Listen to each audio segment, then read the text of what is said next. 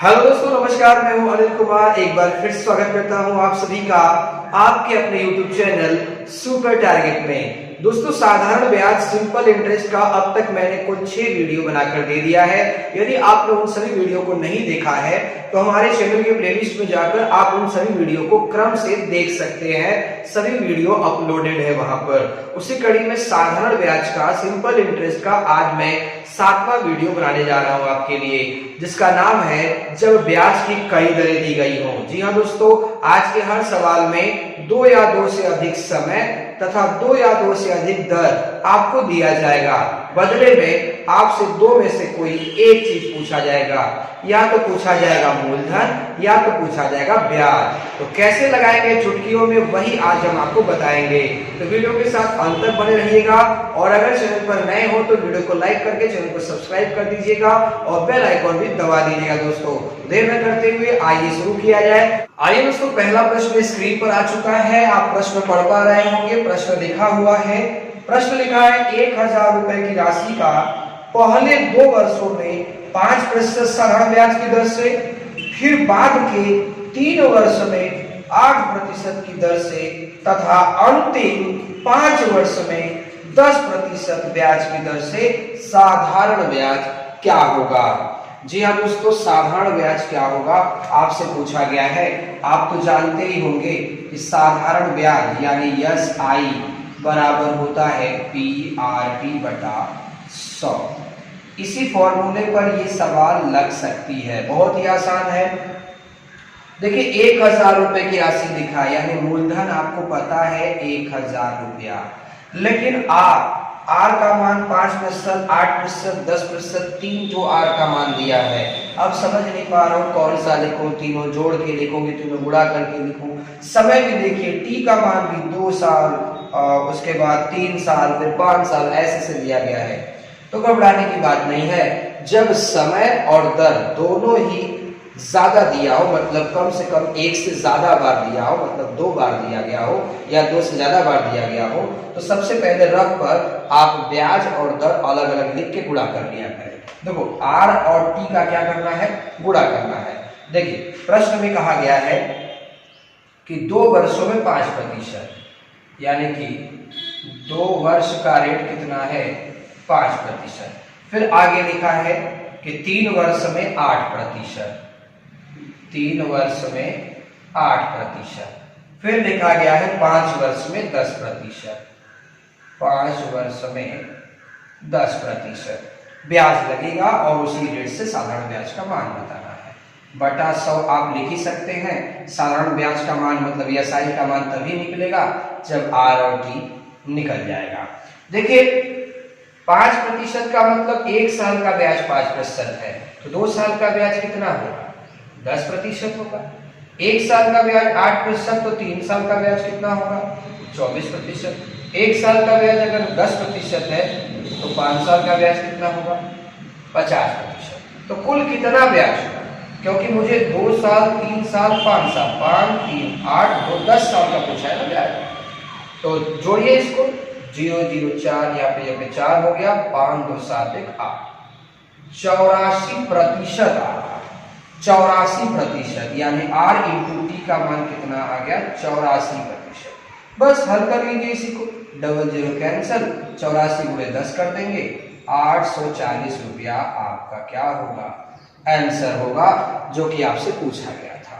तो मेरे हिसाब से आपको समझ में आ गया होगा। ध्यान दीजिएगा, जब R और T यानी समय और दर दोनों कई ठो दिया रहे, कई ठो कहने का मतलब कम से कम 2 ठो दिया रहे, तो इस तरह से R इंटू टी करके निकाल के यहाँ पर रखेंगे, आपका आंसर आ जाएगा। ये नहीं कि आपके दिमाग में चल रहा है कि सर कहीं ऐसा तो नहीं है कि 2 साल, 3 साल, 5 साल, 10 साल जोड़ दे और 10, 3, 13 और 5, 18 साल जोड़ के आप गुणा कर दे तो आ जाएगा। नहीं आएगा साथियों, वो नहीं आएगा।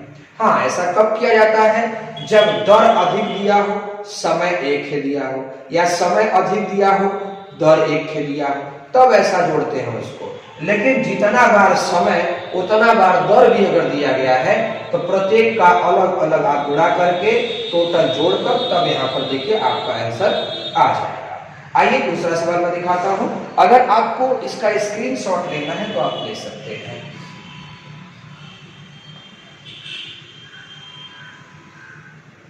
जी दूसरा सवाल आ चुका है स्क्रीन पर, आप पढ़ पा रहे होंगे दूसरे प्रश्न को। जी पढ़ा जाए दोस्तों। लिखा है एक व्यक्ति ने बैंक से 8,000 रुपए, एक व्यक्ति ने बैंक से 8,000 रुपए इस शर्त पर उधार लिया कि पहले 5 वर्ष के लिए 6%, अगले 3 वर्ष के लिए 8% तथा इसके बाद 8 वर्षों के लिए 10% वार्षिक साधारण ब्याज लगेगा। यदि वह 12 वर्ष के अंत में उधार लौटाए तो उसे कितना ब्याज देना पड़ेगा। यानी फिर से आपसे ब्याज पूछा गया है, तो बिल्कुल वही काम फिर से करिए कि साधारण ब्याज बराबर P यानी मूलधन, R यानी दर, T मतलब समय, PRT बटा 100। इतना लिखने के बाद इसी में चीजों को भर दीजिए, आंसर आ जाएगा। मूलधन का मान आपको पता है, प्रश्न में लिखा है 8,000 रुपया। अब R और T का मान भर देंगे, बटे 100 तो लिख ही सकते थे आप। R और T का मान भर दीजिए, देखिए तुरंत आंसर आ जाएगा। आइए पहले R और T के बारे में बताता हूं आपको। लिखा गया है कि पहले 5 वर्ष के लिए 6%, ध्यान से देखिएगा, कह रहा है कि 5 वर्ष के लिए कितना प्रतिशत, 6%। फिर लिखा है अगले 3 वर्ष के लिए 8%, 3 वर्ष के लिए 8%। फिर आगे लिखा है 8 वर्षों के लिए 10%, 8 वर्षों के लिए कितना हो गया, 10%। फिर सवाल के लास्ट में क्या बोला है कि यदि 12 वर्ष के अंत में उधार लौटाए, बाबू टी का मान तो उसने बता दिया 12 साल के लास्ट में चुकाना है। और यहाँ देखिए हिसाब कितने साल का बन रहा है, 5 साल। यानी जो बंदा 8,000 रुपए कर्ज लिया है उससे आपने पूछा होगा कि भाई कितने साल में चुकाओगे, तो उसने क्या बोला कि नहीं नहीं माई बाप जब ले होगा तब ले चुका दूंगा। अरे ऐसे थोड़ी ना होता है, तो आपने उसको शर्त बताना चालू कर दिया। शर्त क्या बताया उसको, आपने उसे शर्त बताया कि अगर 5 साल तक नहीं चुका रहे हैं तो 5 साल तक मैं 6% ब्याज दूंगा, अगर 5 साल के बाद भी नहीं चुका रहे तो 5 साल के बाद अगले 3 साल तक 8% ब्याज दूंगा, अगर 5, 3, 8 साल में भी नहीं चुका पाए तो उसके बाद 8 साल तक लगातार 10% लूंगा। तो सामने वाले ने बोला ना कि मैं 12 साल में ही पैसे चुका दूंगा, यानी कि 12 वर्ष का ब्याज पूछा गया है आपसे, यानी हिसाब 12 साल का बनाना है आपको। तो 5 साल, 3 साल, 8 साल हो गया, तो 8 साल ब्याज भरने के बाद वो केवल 4 साल और में भरेगा। और आप क्या कर रहे हो, 5, 3, 8, 8, 16 साल का लिस्ट बना रहे हो। अगर आप ऐसे गुणा करके जोड़ के यहाँ लिख देंगे तो वो 16 साल का हिसाब हो जाएगा। वो सामने वाला कह रहा है कि 12 साल में ही हमको चुकाना है, तो 5 साल ब्याज भरना होगा, 3 साल ब्याज भरना होगा, 8 साल भरना होगा, 8 के बाद मात्र 4 साल भरना होगा, तभी ना 12 साल होगा। यहाँ 4 आप बना दीजिए, तो 1 साल का ब्याज 6%, तो 5 साल में कितना होगा 30%, यहाँ हो जाएगा 24%, यहाँ हो जाएगा 40%। तो कुल कितना परसेंट ब्याज हुआ, जोड़िए, 4 आ गया, 4 2 36, 9 आ गया, यानी 94% ब्याज भरना पड़ेगा। तो यहाँ 94 आप लिख दीजिए, 00 कैंसिल हो गया, गुणा कर दीजिए, 8 4 32, 2 हाथ में आ गया 3, 8 9 72 और 3 कितना होगा 75, यानी 7,520 रुपया ब्याज भरना पड़ेगा। ठीक है, मेरे हिसाब से समझ में आ गया होगा। आप इसका स्क्रीनशॉट ले सकते हैं, स्क्रीनशॉट ले लीजिए आप।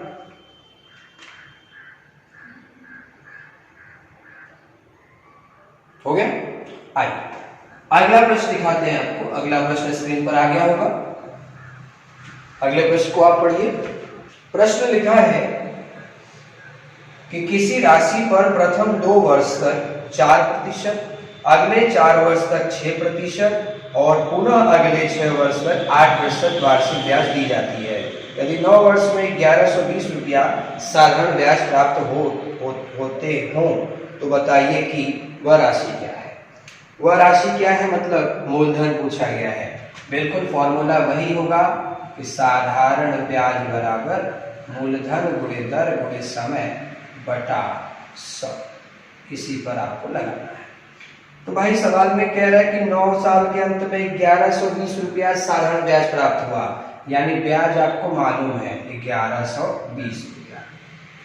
फिर सवाल के लास्ट में पूछा होगा वह राशि क्या है, मतलब मूलधन आपसे पूछा गया है, तो P लिख दिया। अब आर और टी का मान लिख लीजिए। कह रहा है कि प्रथम 2 वर्षों तक 4%, यानी 2 वर्ष तक ब्याज कितना लगेगा, 4%। फिर कह रहा है कि 4 वर्ष तक 6%, 4 वर्ष तक रेट होगा 6%। फिर उसके बाद कह रहे हैं कि अगले 6 वर्ष तक 8%, अगले 6 साल तक ब्याज लगेगा 8%। तो हिसाब कितने का बना, 2 साल 4 साल 6 6 12 साल का हिसाब कर दिया। लेकिन प्रश्न में लिखा है कि 9 साल में इतना ब्याज प्राप्त हुआ है। तो अगर हमें 9 वर्ष का ही हिसाब बनाना है तो 4 2 और 4 6 साल, 6 के बाद मात्र 3 साल ब्याज देना होगा आपको। तो 1 साल का ब्याज 4%, तो 2 साल का ब्याज 8% हो जाएगा। 1 साल का ब्याज 6%, तो 4 साल का ब्याज 24% हो जाएगा। 1 साल का ब्याज 8%, तो 3 साल का ब्याज 24% हो जाएगा। तो हुआ कितना, 24 24 48, 48 और 8 जोड़ दीजिए या फिर ऐसे जोड़िए, 4 4 8 4 4 4 8 हो गया, 8 8 16 हो गया। ठीक, 2 2 4 और 5, 56% टोटल आ रहा है। तो यहाँ 56 लिख देंगे आप। अब बहुत अच्छे वाला का आप है तो 56 से डायरेक्ट कर सकता है। ये 56 दूना 112 होता है, ये कट गया 20 बार। 20 का गुणा 100 में कर देंगे, 20 गुणे 100 कर देंगे आपको मूलधन प्राप्त हो जाएगा 2000 रुपया। यानी आपने कितने कर्ज लिए थे, 2000 रुपए। मेरे हिसाब से आपको समझ में आ गया होगा। आइए अगला प्रश्न मैं दिखाता हूं आपको। अगला प्रश्न भी आ चुका है, आप उसे पढ़िए जी। प्रश्न लिखा गया है साथियों, प्रश्न है किसी धनराशि पर ब्याज की दर पहले 2 वर्ष के लिए 4% वार्षिक है, अगले 3 वर्ष के लिए 6% वार्षिक है, अगले 5 वर्ष से आगे की अवधि के लिए 8% वार्षिक है। अगर 8 वर्ष की कुल अवधि के लिए अर्जित साधारण ब्याज 1280 रुपया है तो वह धनराशि कितनी है। फिर से आपसे मूलधन पूछा गया है। ब्याज बराबर साधारण ब्याज बराबर मूलधन गुणे दर गुणे समय बटा 100 होता है। तो आपको ब्याज दे दिया गया है, ब्याज दिया है 1280 रुपया, तो ब्याज लिख लिया आपने 1280 रुपया। मूलधन आपको पता नहीं है। अब हल किया जाए। आर और टी का मान अलग अलग दिया है प्रश्न में। कह रहा है 2 वर्ष के लिए 4%, 2 वर्ष के लिए 4%। फिर आगे लिखा है 3 वर्ष के लिए 6%, 3 वर्ष के लिए 6%। फिर आगे लिखा है 5 वर्ष से आगे की अवधि के लिए 8%। मतलब 3 2 5 साल है, तो 5 साल के आगे की अवधि के लिए कितना ले रहा है, वो ले रहा है 8%। ठीक, अब यहाँ अवधि नहीं दिया, वो बोला क्या है कि 5 वर्ष से आगे की अवधि के लिए 8%, यानी 2 साल तक 4% ब्याज भर रहे हैं, 3 साल तक 6% भर रहे हैं, यानी 5 साल तक ब्याज भर दिया आपने। तो 5 साल के आगे जितना भी समय तक वो पैसा लेगा उसे 8% सालाना भरना पड़ेगा। तो सामने वाला बोला कि हम 8 साल में ही चुका देंगे, यानी टोटल समय कितना दिया है, 8 वर्ष का समय दिया है। तो 8 साल में चुकाना है उसे, तो 8 साल का ब्याज में चुकाया 1280 रुपया। तो 2 साल 3 साल 5 साल भरेगा, तो 5 के बाद कितना साल और भरेगा, 3 साल और भरेगा, तभी ना मिला के 8 साल होगा उसका। तो 1 साल का ब्याज अगर 4% है तो 2 साल कितना होगा, 8%, यहाँ 18% और यहाँ 24%। तो कुल 8 साल में कितना ब्याज भर दिया उसने, 4 8 12 12 8 20, 20 के 0 2 हाथ में आ गया, 2 2 4 और 1 5, यानी 50% ब्याज उसने भर दिया। तो यहाँ 50 लिख दीजिए। अब इसमें काट दीजिए, देखिए 50 काट देगा 2 बार, 1280 का डबल कर 1280 का डबल कर दीजिए, आपको मूलधन पता चल जाएगा। 1280 गुणे 2, देखिए 2 का 0 गुणा करेंगे 0 आ जाएगा, 2 8 16 होगा, 2 गुना 4 1 5 हो गया, 2 1 2, यानी मूलधन कितना था, 2560 रुपया। तो 2560 आप देख पा रहे होंगे ऑप्शन सी में लिखा गया है। आइए दोस्तों, मैं एक प्रश्न और आपको इसी तरह का दिखाता हूं, वीडियो के साथ बने रहिए जी। मैं इसे मिटा देता हूं, स्क्रीनशॉट आपने ले लिया होगा।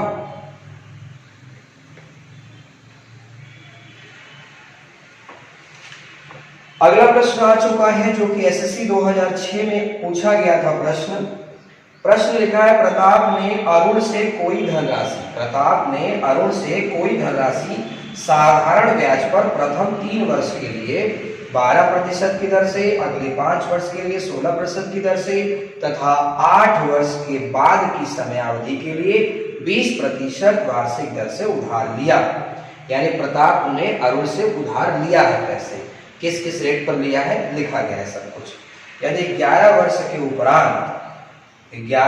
के उपरांत ब्याज मूलधन से 6080 रुपया अधिक हो गया, ब्याज मूलधन से ज्यादा हो गया, बताओ, जबकि ऐसा बहुत कम केस में होता है। यहाँ कह रहा है कि ब्याज ही मूलधन से ज्यादा हो गया, 6080 रुपया अधिक हो गया। आप चाहें तो इस प्रश्न को परसेंटेज ट्रिक से भी लगा सकते हैं, PRT/100 पर भी लगा सकते हैं। मैं दोनों आपको बता देता हूं। आइए, सवाल कह रहा है कि प्रथम 3 वर्ष के लिए 12%, यानी 3 साल के लिए ब्याज भरना पड़ेगा उन्हें 12% सालाना वार्षिक। फिर कह रहा है कि अगले 5 साल के लिए 16%, अगले 5 साल के लिए 16%। फिर आगे लिखा है कि अगले 8 वर्ष के लिए 20%, अगले 8 वर्ष के लिए 20% वार्षिक ब्याज लगेगा। कह रहा है 11 वर्ष के अंत में, तो 11 साल का ही आपको हिसाब बनाना है। तो जब 11 साल का हिसाब बनाना है तो 3 साल 5 साल 8 साल, 8 के बाद मात्र 3 साल ब्याज भरेगा, तभी नहीं 11 साल होगा। तो 12 तिया 36% ब्याज भर दिया, 16 पचे 80% ब्याज भर दिया, 20 तिया 60% ब्याज भर दिया। तो कुल ब्याज भरा कितना उसने 11 साल के अंत में? देखिए 60 और 80, 8 से 14 140 हो गया, 140 और 30 यानी कि 176%। 6 जोड़ दीजिए यहाँ पे, 6 8 14 17, 176% ब्याज भर दिया उसने। तो अब बदले में अगर परसेंटेज ट्रिक से लगा रहे हैं आप, अगर आप परसेंटेज ट्रिक से इसको लगाएंगे तो कैसे? कह रहा है कि जो ब्याज है वो मूलधन से 6000 अधिक आ गया, तो ब्याज तो आपको मालूम हो 176%, मूलधन मालूम है क्या? मूलधन नहीं मालूम तो परसेंटेज वाले ट्रिक में 100% मान लेते हैं। तो देख लो ना, ब्याज मूलधन से कितना अधिक है भाई? ब्याज मूलधन से 76% अधिक है। बदले में कैश में कितना अधिक है? कैश में 6080 रुपया अधिक है। तो 76% में 6080 रुपया आ गया। तो 1% बराबर 6080 बटे 76। आपसे पूछा है उधार ली गई धनराशि कितनी थी, यानी मूलधन पूछा है, तो 100 कर दीजिए। अब 76 इसको कितनी बार में काटेगा?